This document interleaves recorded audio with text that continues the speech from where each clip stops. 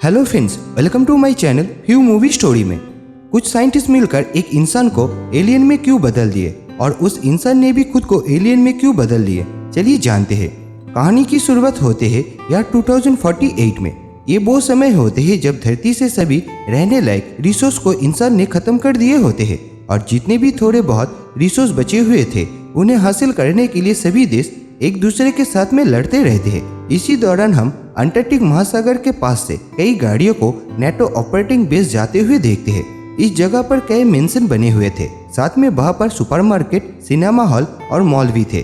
तभी हम एक कार के अंदर में रिक नाम के एक आदमी और उसके वाइफ अविगल और उसके बेटे लुकास को देखते हैं। उसी वक्त फिया नाम की एक लड़की आकर उन तीनों को मेंशन के अंदर ले जाकर बताती है कि अब से ये मेंशन आपका ही घर है। रिक और रिक के फैमिली इस घर को देखकर बहुत ही खुश थे और वो तीनों अपने प्राइवेट स्विमिंग पूल के सामने में खड़े होते हैं। तब लुकास अपनी डैड से पूछते हैं कि आप कहाँ पर जाने वाले हैं, जिस पर रिक उसे आसमान की तरफ इशारा करते हैं। तब हम आसपास के घरों को देखते हैं जो रिक के घर की तरह ही आलीशान थे। इससे हमें पता चलता है कि जो लोग दूसरे गाड़ियों में आए थे उन्हें भी ऐसे ही घर दिए गए हैं और उन्हें मिलाकर यहाँ पर 13 फैमिली आए हैं। असल में सभी फैमिली को एक मिशन के लिए लाया गया था जिसमें उन सभी के ऊपर एक्सपेरिमेंट किए जाएंगे और टाइटन नाम के एक प्लेनेट पर रहने के लिए भेजे जाएंगे, क्योंकि पृथ्वी पर अब रहने लायक कुछ भी नहीं बचा हुआ है। इसीलिए साइंटिस्ट ने इंसानों को बचाने के लिए एक प्लेनेट की खोज की और इंसान उस प्लेनेट में जाकर जी सके, इसके लिए उन्होंने इस पर एक्सपेरिमेंट करना शुरू कर दिए। और हम अगले दिन सुबह इस एक्सपेरिमेंट के प्रोफेसर मार्टिन को देखते हैं जो रिक से मिलने आए थे। अबिगल और रिक मार्टिन को देखकर बहुत ही खुश होते हैं और मिशन में उसे सिलेक्ट करने के लिए वो मार्टिन को थैंक्स कहते हैं, जिस पर मार्टिन उसे मिशन में होने वाले खतरे को याद दिलाते हैं। और प्रोफेसर मार्टिन अबिगल को कहते हैं कि रिक के इस मिशन में शामिल होने से वो बहुत ही खुश है। अब नाटो की कॉन्फ्रेंस होते हैं जिसमें प्रोफेसर मार्टिन बताते हैं आने वाले 10 सालों में पृथ्वी के आधा हिस्सा खत्म हो जाएंगे और फिर 15 साल के बाद दुनिया के आधा आबादी भूख से मर जाएगी। पर प्रोफेसर उम्मीद देते हुए कहते हैं कि टाइटन नाम के एक प्लैनेट जो सैटर्न के सबसे बड़े मून है, जो हमारे सौर मंडल में पृथ्वी के जैसे ही एक प्लैनेट है, पर ये प्लैनेट किसी भी तरह से इंसान के रहने के लायक नहीं है, क्योंकि टाइटन पर मीथन लिक्विड के रूप में बरसते रहते हैं, जिसके कारण वहाँ के एटमॉस्फेयर नाइट्रोजन गैस से भरे पड़े हुए हैं और वहाँ के टेम्परेचर भी बहुत ही कम है। इसलिए टाइटन इंसान के रहने के लायक प्लैनेट नहीं है। पर प्रोफेसर का मानना है कि वो उस प्लैनेट को अपने रहने लायक बनाने की जगह पर इंसान में ऐसे बदलाव करेंगे जिससे कि इंसान उस प्लैनेट के नेचर से फ्रेंडली हो जाए। और इसीलिए उन लोगों को यहाँ पर बुलाया गया है और उन पे एक्सपेरिमेंट करके उन्हें टाइटन के एटमॉस्फेयर के अकॉर्डिंग बनाए जाएंगे। इस एक्सपेरिमेंट के बाद उनके बॉडी में कुछ चेंजेस आएंगे। टाइटन प्लैनेट पर ऑक्सीजन की जगह पर नाइट्रोजन है, पर वो इस काबिल होंगे कि नाइट्रोजन से सांसें ले सकेंगे और साथ ही टाइटन पर पड़ने वाले ठंडे से भी बचे रहेंगे। और वहाँ पर हर कोई इस एक्सपेरिमेंट से होने वाले खतरे के बारे में जानते हैं, लेकिन सभी फ्यूचर जेनरेशन के लिए अपनी जान जोखिम में डालने के लिए तैयार थे। तभी डॉक्टर हमरेज मार्टिन से पूछते हैं कि वो गारंटी दे सकते हैं कि इस एक्सपेरिमेंट में लोगों की जान नहीं जाएगी, जिस पर मार्टिन कहते हैं कि उन्होंने सबको पहले ही बता दिया था कि वो इस बात की कोई गारंटी नहीं दे सकते हैं। साथ ही वो ये भी बताते हैं कि कई लोग एक्सपेरिमेंट के दौरान मारे भी जा सकते हैं, जिस पर रिक कहते हैं कि हम सभी लोग यहाँ पर अपने मर्जी से आए हैं और ये सब अपने फ्यूचर जेनरेशन के लिए कर रहे हैं। जिसके बाद सभी को इस एक्सपेरिमेंट से रिलेटेड एक कार्ड दिए जाते हैं। फिर उन्हें एक लैब में ले जाए जाते हैं जहाँ पर प्रोफेसर के असिस्टेंट फेरी रिक को एक इंजेक्शन लगाती है और बताती है ये injection heart rate, blood pressure और सोडियम लेवल को ट्रैक करने में मदद करते हैं। साथ ही उसे ये भी बताए जाते हैं कि उसे हर हफ्ते 300 इंजेक्शन लगाए जाएंगे। असल में इस इंजेक्शन के मदद से उन लोगों के बॉडी ऑक्सीजन के अलावा नाइट्रोजन से भी सांसें ले सकेंगे। इसके बाद अबिगल वापस आकर सभी फैमिली को पार्टी में इनवाइट करती है। वो सभी एक साथ में ड्रिंक करते हुए खाना खाते हैं और डांस करते हुए एंजॉय करते हैं और ये उन लोगों की आखिरी पार्टी होती है, क्योंकि अब उन्हें ड्रिंक करने की परमिशन नहीं दिए जाएंगे। और पार्टी में अबिगल बहुत ज़्यादा ड्रिंक कर लेती है और रिक उसे संभालते हैं और रूम में ले जाने लगते हैं। तभी रिक को बहुत ज़्यादा खांसी आने लगती है। ये देखकर अबिगल उसकी हेल्प करती है और उसे पता चलता है रिक को बहुत तेज बुखार है, इसलिए वो उसे कुछ मेडिसिन देकर उसे सुला देती है। अब अगले दिन एक्सपेरिमेंट के लिए सभी को पानी के अंदर में तब तक बैठाए जाते हैं जब तक कि वो नाइट्रोजन से सांसें ले सकते हैं। जिसमें रिक और टेली नाम के एक लड़की बहुत देर तक पूल में बैठे रहते हैं और बाकी लोग बाहर आ जाते हैं। रिक और टेली को देखकर प्रोफेसर खुश होते हैं क्योंकि उनके एक्सपेरिमेंट काम कर रहे थे। अब टेली के दम घुटने लगते हैं और वो 40 मिनट के बाद पानी से बाहर आ जाती है, लेकिन रिक अभी भी अंदर रहते हैं। लेकिन थोड़ी देर के बाद रिक के विटल्स गिरने लगते हैं, जिसे देखकर प्रोफेसर परेशान होने लगते हैं। तभी रिक अपने प्रोग्रेस को दिखाते हुए बहुत तेजी से पूल में स्विमिंग करते हैं और बाहर आ जाते हैं, जिसे देखकर सभी खुश होकर ताली बजाते हैं क्योंकि रिक पूरे 42 मिनट तक पानी के अंदर में थे। जिसके बाद रात में रिक अपने फैमिली के साथ में टाइम स्पेंड करते हैं और अपने बेटे लुकास को टाइटन के कंडीशन के बारे में बताकर उसे कहानी सुनाते हैं। और लुकास सोने के बाद रिक और अबिगेल स्विमिंग पूल में जाते हैं, जहाँ पर अबिगेल नोटिस करते हैं रिक के पीठ की नसें बाहर आ रहे हैं, पर वो इसके बारे में रिक को कुछ नहीं बताती है। अगले सुबह रिक अपने नए एक्सपेरिमेंट के लिए जाते हैं, जिसमें रिक के सर्जरी होने वाले हैं। दूसरी तरफ अबिगेल और रायन दोनों दोस्त बन जाते हैं। रायन वहाँ पर आए हुए दूसरे वॉलेंटियर की वाइफ है। यहाँ पर रायन अबिगेल को बताती है कि वो नहीं चाहते थे कि उसके हस्बैंड यहाँ पर आए, पर उसके हस्बैंड उसके बातों को नहीं मानते हैं। दूसरी तरफ रिक के सर्जरी होने के बाद वो घर आ जाते हैं। उसी दिन अबिगेल एक डॉक्टर होने के नाते वो बुक पढ़ते हैं जो सभी को दिए गए थे। वो देखते हैं कि जिन पर एक्सपेरिमेंट हो रहे हैं वो सभी सुरक्षित है, पर रात में जब उसकी आंखें खुलते हैं तो वो नोटिस करते हैं कि रिक बेड पर नहीं है और वो किचन में जाकर देखते हैं रिक अपने बॉडी पर आइस लगा रहा है। रिक अबिगेल को देखकर कहते हैं कि बेड पर सोते वक्त उसे बहुत गर्मी लग रहे थे, जैसे कि उसके बॉडी जल रहा है। ये सुनकर अबिगेल राइस से भरे एक बकेट लाती है और रिक उस बकेट में अपने हाथ डालते हैं और अबिगेल को भी ऐसे करने के लिए कहते हैं, पर अबिगेल को ज्यादा ठंड लगने के कारण हाथ निकाल लेती है। पर रिक अभी भी अपने हाथों को बाहर नहीं निकालते हैं और रिक कहते हैं कि उसे ठंड महसूस नहीं हो रहा है। इसका मतलब ये था कि वो सभी धीरे धीरे टाइटन पर रहने लायक बन रहे हैं, क्योंकि टाइटन एक ठंडे प्लैनेट है, इसलिए वहाँ पर रहने के लिए सबके बॉडी को ऐसा बनाया गया है। अब नेक्स्ट एक्सपेरिमेंट में सभी को दोबारा पानी में स्विमिंग करने के लिए कहा जाते हैं और ये जगह मीथेन गैस से भरे हुए होते हैं जो कि टाइटन पर भी होंगे। इसके बाद उन्हें ग्राउंड में ले जाए जाते हैं, जहाँ पर उन्हें मीथेन और नाइट्रोजन गैस के मास्क लगाए जाते हैं ताकि वो दोनों गैस से सांस लेना सीख सके। और सभी को मास्क लगाने के बाद रनिंग करने को कहा जाते हैं जब तक कि वो मीथेन और नाइट्रोजन से सांस ले सकते हैं। और सभी मिलकर कई दिनों तक यही एक्सरसाइज करते हैं और इसी तरह से कई दिन बीत जाते हैं। और फिर एक दिन जब वो सभी चेंजेस रूम में होते हैं तब रिक नोटिस करते हैं कि उसके बहुत सारे बाल झड़ रहे हैं। तभी टेली भी अपने बालों को चेक करती है तो उसे पता चलता है कि उसका बाल भी झड़ने लगा है।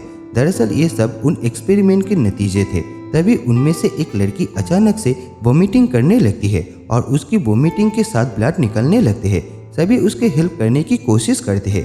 तभी वहाँ पर डॉक्टर फेरी भी आ जाती है और उसकी हेल्प करने की कोशिश करती है, लेकिन इससे पहले कि फेरी कुछ कर पाती वो लड़की मर जाती है। ये सब देखकर वो सभी लोग शॉक हो जाते हैं क्योंकि अब उन्हें एक्सपेरिमेंट की रियलिटी दिखाई देने लगे थे। उसी रात फिर से सभी लोग रिक के घर में इकट्ठा होते हैं और उसी घटना को लेकर चर्चा करते हैं। इसी दौरान रायना के हस्बैंड पुल के पास अचानक से एग्रेसिव हो जाते हैं और अपने कंट्रोल खोकर रायना के ऊपर अटैक कर देते हैं। ये देखकर दूसरे लोग रायना का हेल्प करने और उसके हस्बैंड को रोकने के लिए जाते हैं। असल में उसके ब्रेन एक्सपेरिमेंट को हैंडल नहीं कर पा रहा था। अगले दिन सुबह फेरी रिक के पास में उसे चेक करने के लिए आती है, जहां वो बताते हैं कि चेंजेस रूम में जिस लड़की की डेथ हुई थी उसे किडनी की बीमारी थी और इसी बीमारी के दौरान उसकी डेथ हो गए। अब रात में रिक को भी वोमिटिंग होने लगते हैं जिसमें बहुत सारे ब्लड निकलते हैं।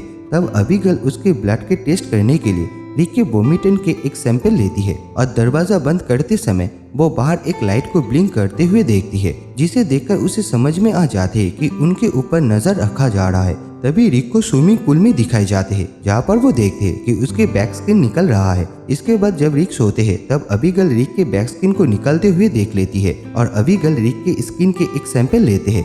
अगले दिन सुबह अबिगेल दोनों सैंपल को लैब में ले जाती है, जहाँ पर टेस्ट करने पर उसे पता चलता है कि उन लोगों के शरीर में ऐसे मेडिसिन दिए गए हैं जिनके बारे में उन्हें दिए गए बुक में कुछ भी लिखा नहीं है। उसी दिन रिक आंखों की सर्जरी के लिए जाते हैं ताकि वो अंधेरे में भी देख सके और सर्जरी के बाद वो घर पर चले जाते हैं और रात में सोते वक्त रिक के आंखों से ब्लड निकलने लगते हैं। इसीलिए उसे वापस हॉस्पिटल ले जाए जाते हैं और वहाँ पर अबीगल प्रोफेसर से मिलते हैं और उन पर आरोप लगाती है कि उन्होंने अपने एक्सपेरिमेंट के बारे में सब कुछ नहीं बताया है। साथ ही वो घर के बाहर लगे हुए कैमरा के बारे में भी बताते हैं, जिस पर प्रोफेसर कहते हैं कि वो कैमरा उनके सुरक्षा के लिए लगाया गया है।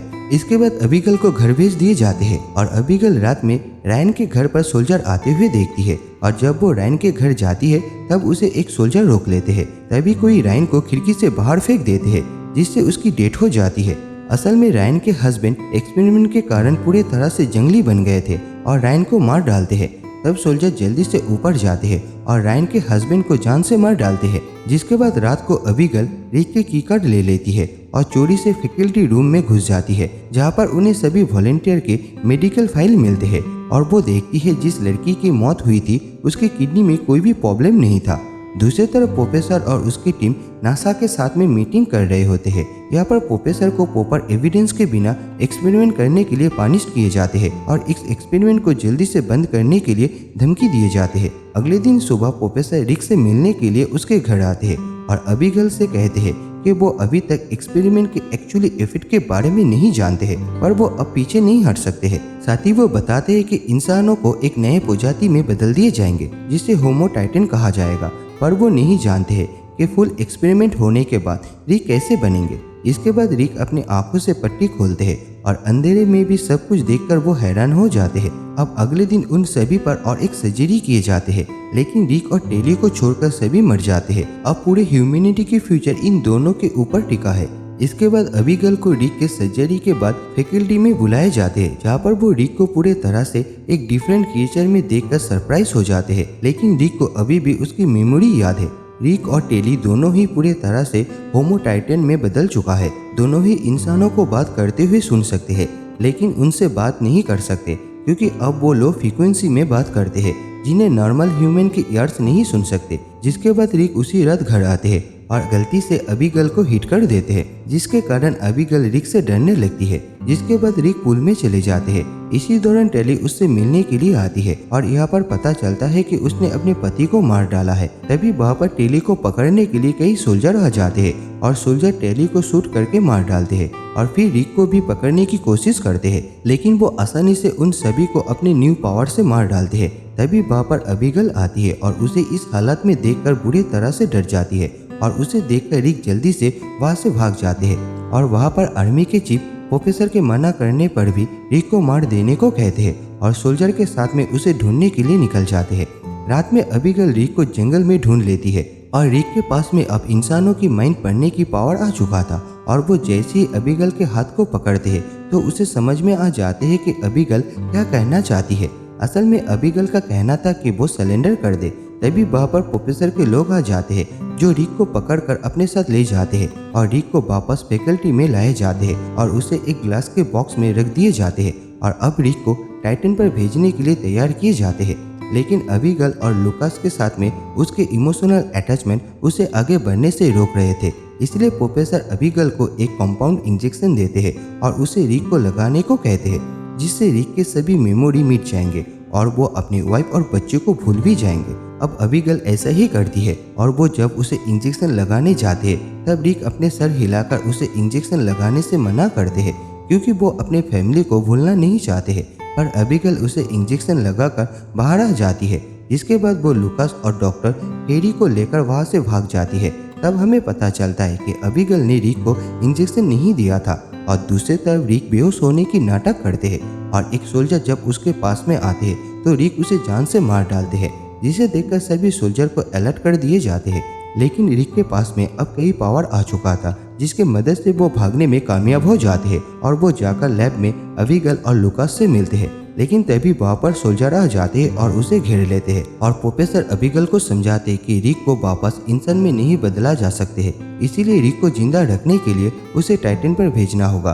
और अबीगल अब समझ चुका था कि वो रिक को खो चुका है, इसलिए वो ह्यूमैनिटी को बचाने के लिए और रिक को जिंदा रखने के लिए उसे टाइटन पर भेजने के लिए मान जाती है। इसके बाद हम रिक को एक प्लेन में देखते हैं जहाँ पर रिक एक बॉडी बैग में होते हैं और उसे टाइटन पर भेजने के लिए ले जाए जाते हैं।